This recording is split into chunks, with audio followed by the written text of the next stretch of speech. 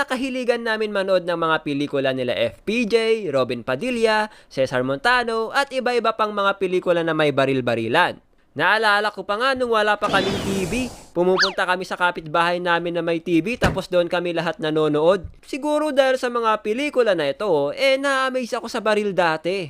Minsan pa nga ginagaya namin yung mga ginagawa nila sa mga pelikula. Ginagamit naming baril yung mga walis, hanger, upuan at kung ano-ano pa. Uy, Jen, laro tayo Barbie! Barbie? Hindi ako Uy, ang cute naman nito. Anong pangalan niya? Siya si Barbara. Ganda niya, no? Hindi mo ako maaakit. Hindi ako para sa mga ganyang laro. Pang babae lang yan. Dito ako sa baril-barilan. Pang boys. Alis na ako at makikipaglaro pa ako. Sumuko ka na at napapaligiran ka na namin. Hindi ko isusuko ang bataan. Ay mali.